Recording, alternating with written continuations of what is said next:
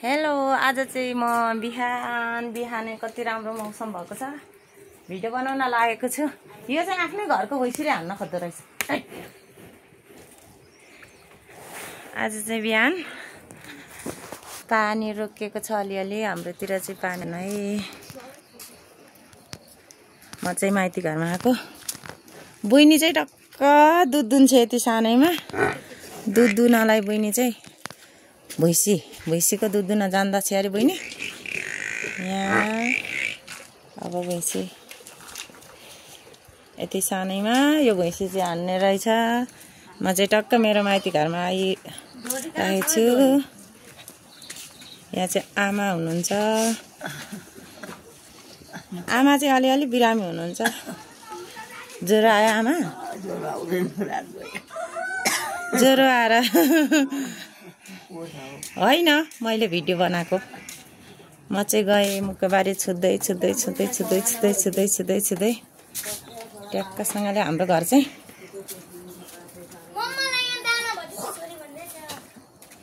हामी जन्मेको घर हो। यो चाहिँ हामी जन्मेको घर। अब हामी आज चाहिँ बिहानै कति राम्रो मौसम देखिराखेको छ। यो चाहिँ पाली अरूको मात्रै गाउँघरको भिडियो कति हेर्नु, हाम्रो पनि हेरिदिनु होला। देव दिदी चाहिँ टिकटक बनाउनलाई बिहान मुखमा उयो लाएर हेर्नु न। हामी दुईजनाले नि आइज त देव दिदी, हामी दुई मुखमा लगाएको छौँ यसरी। अब टक्क धुन्छौँ अनि हामी पनि घरको टिकटक बनाएर टक्क पोस्ट गर्छौँ। हामी यसरी बिहानै लगाएको। आज चाहिँ मौसम कस्तो राम्रो भएको छ। टक्क यहाँ चाहिँ केटाकेटीहरू, हाम्रो केटाकेटीहरू छन् तर कस्तो अँध्यारो लाइन गइरहेको छ सुत्नलाई। बिहानै सबैको घरको भिडियो हेर्नुपर्छ, हाम्रो पनि हेरिदिनु होला। हामी चाहिँ सानाको फोटाहरू गाउँघरमा सजिराखेको छ। देवी चाहिँ कस्तो मजाले हेर्दैछ।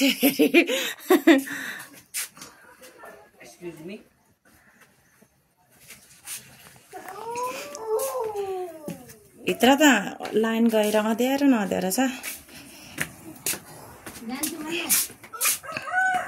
आज चाहिँ बिहान कस्तो राम्रो मौसम छ। अब एकछिनमा फेरि पानी पर्छ जस्तो छ। हाम्रो चाहिँ पारी खेत हो। यो चाहिँ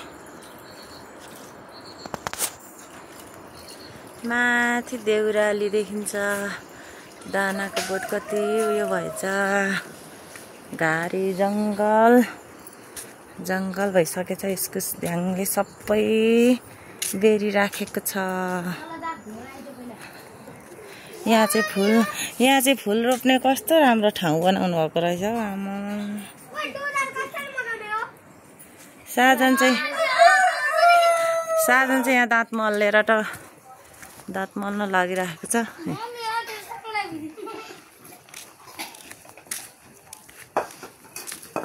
भिडियो बनाउनु पर्यो नि त।